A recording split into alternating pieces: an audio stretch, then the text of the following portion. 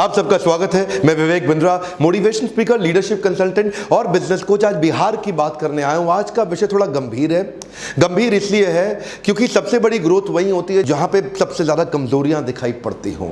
देश के अंदर सबसे बड़ी ग्रोथ वही होगी जहां ग्रोथ का सबसे बड़ा गैप बाकी बचा हो। बिहार एक ऐसा राज्य है जहां ग्रोथ का सबसे बड़ा गैप है, जहां पे ग्रोथ की निश्चित रूप से बहुत तेजी से बहुत ज्यादा आवश्यकता है। मेरी जिम्मेदारी बनती है कि मैं उसको केस स्टडी के रूप में आपके सामने प्रेजेंट करूं। 7 बातें बताऊंगा क्यों बिहार इतना पीछे रह गया और क्या किया जाए ताकि बिहार आगे बढ़ सके। देखिए, सबसे पहले तो समझिए, जो हमारे 32-33 राज्य आज हमारे देश के अंदर, यूनियन टेरिटरी मिला करके 33-34, इनके अंदर बिहार का जो पर कैपिटा इनकम है वो लोएस्ट है। क्यों है ऐसा? 31,000 रुपए के आसपास सालाना इनकम है एक व्यक्ति की बिहार के अंदर। ऐसा क्यों है? क्या कारण है कि आज एवरेज इनकम बिहार की इतनी नीचे चली गई है?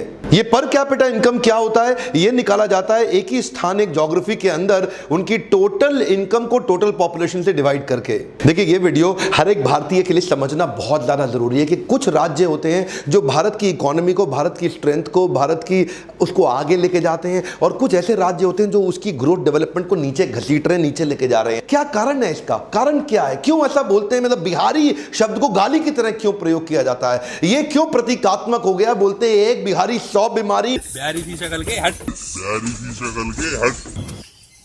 अरे, जब विदेशों की तो आप बहुत बात करते हैं आज हमारे देश में बैठ के कि जी हमारे साथ डिस्क्रिमिनेशन हो रहा है, भेदभाव हो रहा है अमेरिका यूरोप के अंदर, लेकिन अपने ही लोगों का, अपने ही साथ में अपने ही प्रेमी पड़ोसियों का आप भेदभाव करते भी हैं, उनका मजाक भी बनाते हैं। ये कारण क्या है? पहले देखिए, फ्रूट्स तब तक नहीं मिलेंगे जब तक रूट्स ठीक नहीं होंगे। आज रूट्स की बात करता हूं। इच्छा तो रहता है कि बहुत डिटेल में आपको एनालिसिस दूं, पर वीडियो लंबा होता है। मेरा पहला पॉइंट लीजिए, ज्योग्राफिकल डिसएडवांटेज। एक तो ये एक लैंड लॉक स्टेट है। लैंड लॉक स्टेट होने के कारण इसके पास एक इंटरनेशनल ज्योग्राफिक लोकेशन का एडवांटेज नहीं है, जिसको क्या बोलते हैं आप, एक या तो देखो कोस्टल रीजन में होता। अब कोस्टल रीजन के अंदर सबसे पॉपुलर स्टेट हमारे देश में गुजरात और महाराष्ट्र है, जहां से इंटरनेशनल बिजनेस बहुत तेजी से सी के थ्रू, पोर्ट्स के थ्रू, बड़े पॉपुलर पोर्ट्स हैं उनके। इसके बाद सदर्न स्टेट्स में भी है, जैसे कर्नाटका, केरला, आंध्रा, तमिलनाडु। लेकिन बिहार को पूरी तरह से लॉक कर दिया। अगर खुलता भी है इंटरनेशनल साइड में, ओपनिंग भी है, तो वो नेपाल पे है। हाँ, हम तो डूबेंगे सनम,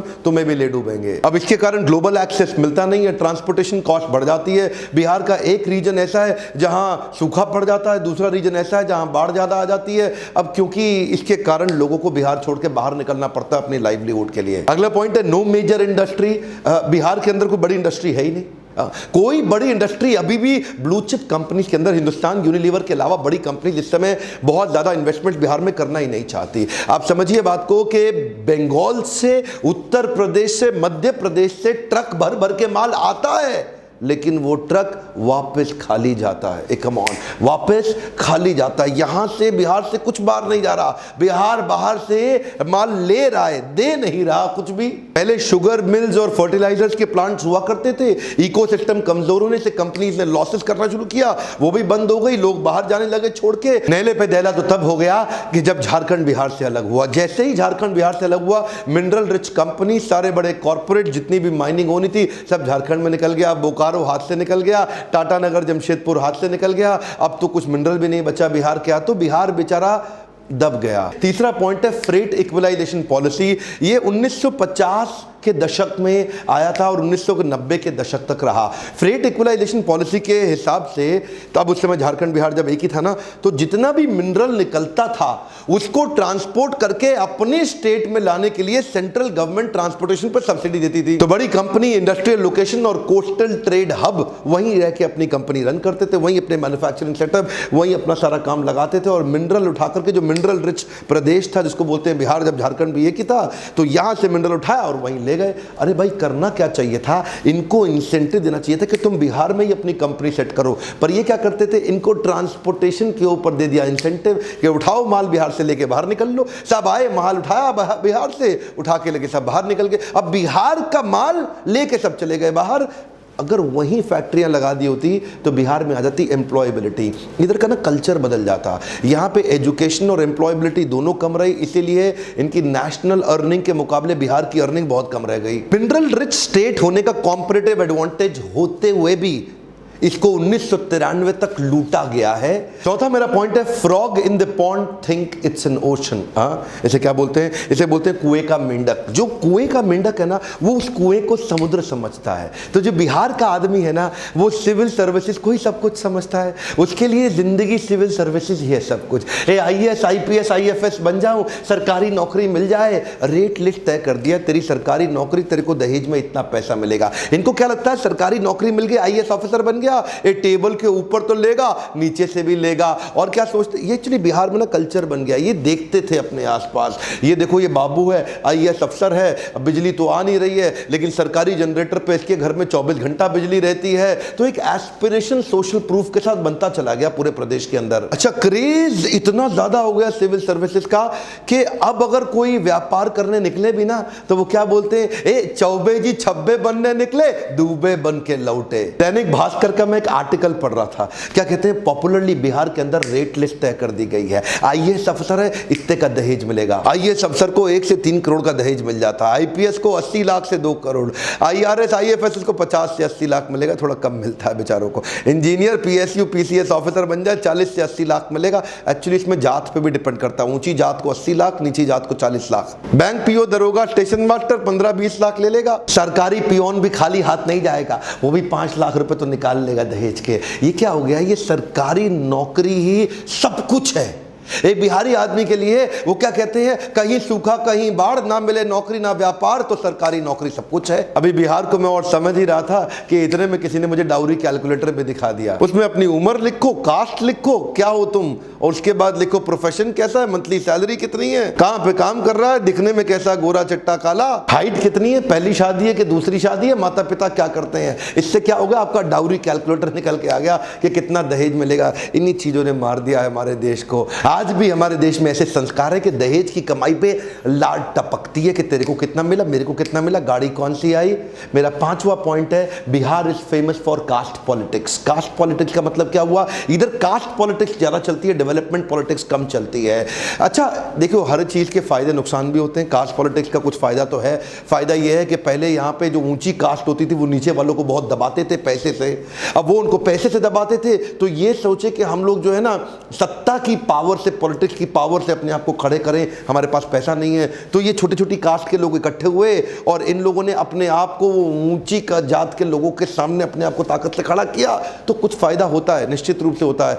पर जब 91 के बाद लिबरलाइजेशन आया ना देश के अंदर, उस समय बाकी सारे राज्य सोच रहे थे कि हमारे को इंटरनेशनल फंडिंग मिले, अपने फॉरेन इन्वेस्टमेंट्स आ जाएं, अपने लिबरलाइजेशन का फायदा उठाएं, धंधा व्यापार बड़े करें, और ये लोग कास्ट के चक्कर में फंसे रह गए। यहाँ पे ग्रोथ पॉलिटिक्स हुई नहीं, यहाँ पे डेवलपमेंट पॉलिटिक्स की बात नहीं हुई। आज मैं किसी को ठेस नहीं पहुंचाना चाहता, पर कोई डेटा बताऊंगा। ये सब कास्ट के चक्कर में बिहार एक अनस्टेबल गवर्नमेंट की तरह रह गई। 70 सालों में 40 बार तो सत्ता बदली, 23 अलग अलग मुख्यमंत्री आए 70 साल के अंदर। एक मुख्यमंत्री को एवरेज 1.5 साल से ज्यादा मिला नहीं। यहाँ पे बात केवल जात पात की होती रह गई, डेवलपमेंट हुआ नहीं। एक्चुअली क्या सोचना चाहिए कि केवल मेरी कास्ट नहीं, अगर पूरे राज्य में खुशहाली आएगी तो फायदा सबका होगा। गोल्डन स्टेटमेंट को पकड़ लीजिए, अगर खुशहाली आएगी तो फायदा सबका होगा। जब पूरा बिहार ग्रो करेगा तभी फायदा होगा। उसको बोलते हैं इंक्लूसिव ग्रोथ। अगला पॉइंट है population growth rate and literacy growth rate. क्या मतलब हुआ इसका, यहां का जो पॉपुलेशन ग्रोथ रेट और लिटरेसी ग्रोथ रेट है, ये आपस में मिसमैच कर रहा है। लिटरेसी बढ़ नहीं रही है, फर्टिलिटी रेट सबसे ज्यादा है। फर्टिलिटी रेट का मतलब है एक मां एवरेज सबसे ज्यादा अपने जीवन काल में बच्चों को जन्म बिहार की मां देती है। बाकी बहुत सारे राज्य ऐसे हैं जहां पे पढ़े लिखे राज्य हैं, वहां पे एक मां 2 से ज्यादा बच्चों को नहीं जन्म देती है, पर बिहार का सबसे ज्यादा। बिहार में भी 2 हिस्से हैं, एक जहां पे बिल्कुल पिछड़ी हुई जाती है, ना बिल्कुल पढ़ाई नहीं किया, बिल्कुल शिक्षा नहीं है, ज्ञान नहीं है, वहां एक मां 4 से 5 बच्चों को जन्म दे रही है, और जहां थोड़ी बहुत पढ़ाई करी गई वहां 3 बच्चों को। इसके कारण क्या हुआ, पॉपुलेशन बहुत ज्यादा और एजुकेशन बहुत कम। ध्यान दीजिए, कम ऑन, पॉपुलेशन सबसे ज्यादा तेज बढ़ा रहा है बिहार और एजुकेशन सबसे कम है, क्योंकि लिटरेसी रेट यहां पे 63% के नजदीक रह गया। बिहार का लिटरेसी रेट यानी कि जो पढ़ाई का शिक्षा का दर है सबसे कम है। नालंदा यूनिवर्सिटी जो विश्व की सबसे पहली सबसे पॉपुलर, उसके होने के बावजूद, सबसे ज्यादा IAS प्रोड्यूस करने के बावजूद, यहां का एजुकेशन का जो एवरेज स्तर है ना, वो अच्छा नहीं हुआ। जो बहुत ही मेधावी, बहुत बुद्धिमान छात्र हैं, वो सबको छोड़ के आगे निकलने की कोशिश तो कर रहे हैं बिहार के अंदर, लेकिन वो कोशिश बहुत कम लोगों के अंदर है और बहुत सीमित जगह पे है। उसके नए एवेन्यूज नहीं खोले जा रहे। अगला मेरा पॉइंट है education and employability is directly proportionate to earnings. इसका क्या अर्थ हुआ, समझिए बात को। पॉपुलेशन से असर आता है एजुकेशन पे, एजुकेशन से असर आता है एम्प्लॉयबिलिटी पे। अब क्योंकि पॉपुलेशन बहुत ज्यादा है तो एजुकेशन उतनी हो नहीं पा रही है कवर, और उसके कारण एम्प्लॉयबिलिटी नहीं आ रही, क्योंकि स्किल बिल्डिंग एक्चुअल बिहार के अंदर जितनी होनी चाहिए थी वो हुई नहीं। अब थोड़े से कुछ आंकड़ों को देखते हैं इस पर कैपिटा इनकम के चार्ट को। 1950-51 तक बिहार का 204 रुपए था और पूरे देश का 265 था। 2013 तक बिहार बढ़ के 28,000 तक पहुंचा, लेकिन इतने में भारत बढ़ के 75,000 पे पहुंच गया। जिस स्पीड पे पर कैपिटा इनकम बिहार में बढ़ती है उससे कई गुना ज्यादा स्पीड पे ऑल इंडिया एवरेज आगे बढ़ जाती है। उनमें भी कुछ स्टेट्स हैं जो बहुत तेज आगे हैं, जैसे कि गोवा है और यूनियन टेरिटरीज में दिल्ली है। उसके बाद सिक्किम, हरियाणा, केरला, महाराष्ट्र, कर्नाटका। यहां पे एवरेज आदमी की इनकम बहुत अच्छी, लेकिन बिहार में एवरेज इनकम केवल 31,000 रुपया रह गई साल की। सिर्फ समस्या ही नहीं है, बहुत सारी अपॉर्चुनिटीज भी हैं, लेकिन यहां एजुकेशन पे फोकस और एटीट्यूड का बदलाव बहुत जरूरी है बिहार के अंदर। अनिल अग्रवाल तो आप जानते ही है ना, वेदांता ग्रुप के मालिक, केन्स वेदांता, आज one of the top 10 Indian rich people इनकी लिस्ट में इनका नाम आता है। ये बिहार से निकल के आए हैं। रविंद्र कुमार सिन्हा को नहीं जानते आप? SIS सिक्योरिटी इंटेलिजेंस सर्विस, सबसे बड़ी देश की सिक्योरिटी कंपनीज, इनके IPO भी निकले और इनफैक्ट इनकी कंपनी बहुत तेज ग्रो कर गई। बहुत सारे ऐसे व्यापारियों को जरूरत है जो एम्प्लॉयबिलिटी जनरेट करके दे सके। वो मानसिकता से बाहर आना है कि भैया सरकारी, मेरे को तो सरकारी, इस मानसिकता से बाहर निकल के वो सारी बिजनेस और ग्रोथ अपॉर्चुनिटीज प्रोड्यूस करनी है। सबसे ज्यादा ग्रोथ वही होगी, लेकिन मैं वहां ध्यान देना चाहता हूं जहां कोई ध्यान नहीं देना चाहता, इसलिए मैंने बिहार पे केस स्टडी बनाया। क्यों नहीं बिहार, जो पंजाब से आगे हुआ करता था एक समय पे, आज पंजाब 3 गुना ज्यादा इकोनॉमी ग्रो कर गया बिहार के मुकाबले पिछले 40-50 सालों के अंदर। क्यों हुआ ऐसा? आज एवरेज एज के मुकाबले में बिहार में यंगेस्ट पॉपुलेशन है, सबसे ज्यादा यंग पॉपुलेशन पूरे देश की आज बिहार में मानी जाती है। इतना यूथ है, सबसे ज्यादा हार्ड वर्किंग पॉपुलेशन के मामले में बिहार का नाम आता है। बिहार में बहुत सारी अपॉर्चुनिटीज और पॉसिबिलिटीज है, बहुत सारी ग्रोथ की। पहला मेरा आपको केवल ये सुझाव है, अपने होराइजन को बड़ा करें और पॉसिबिलिटीज पे फोकस करें। मैं लीडरशिप फनल ऐसे ही लोगों के लिए बनाने का प्रयास किया जिनको बिजनेस का नॉलेज अंडरस्टैंडिंग नहीं, लेकिन देखते ही देखते 6 महीने में नेक्स्ट लेवल पे जाते हैं। ऐसा नहीं कि मैं आपको कह रहा हूं कि लीडरशिप फनल ही आपके लिए सुझाव है, पर मैं इतना जरूर कहूंगा कि लर्निंग पे फोकस करिए, तभी अर्निंग बढ़ेगी। आपसे अगला प्रश्न पूछना चाहता हूं, किस और राज्य की केस स्टडी आप मुझसे चाहते हैं समझना, नीचे कमेंट बॉक्स में लिखिए। कौन से और स्टेट के ऊपर केस स्टडी बना सकूं। बिहार को आगे लेके जाना न केवल मेरी बल्कि इस देश में हर व्यक्ति की जिम्मेदारी है। बिहार के लोगों तक, हमारे प्यारे भाइयों तक ये वीडियो को पहुंचाइए, ताकि उनके अंदर शायद हो सकता है ये इंस्पिरेशन की चिंगारी जाग जाए। आपका वीडियो शेयर करना बड़ा महत्वपूर्ण है, क्योंकि अगर आप शेयर करेंगे तो लोग वीडियो देखेंगे, क्योंकि आपके शेयर करने में बहुत वैल्यू है। इसलिए इस वीडियो को पूरे बिहार के मेरे सारे भाइयों तक पहुंचाइए, ताकि उनके अंदर इंस्पिरेशन की एक चिंगारी जागे। अगर मेरे एजुकेशन बेस्ड वीडियो से अगर आपकी इतनी सी भी मदद होती है तो लाइक जरूर करा करिए। आपके लाइक से मुझे पता चलता है कि आपको इस प्रकार की वीडियोस पसंद है।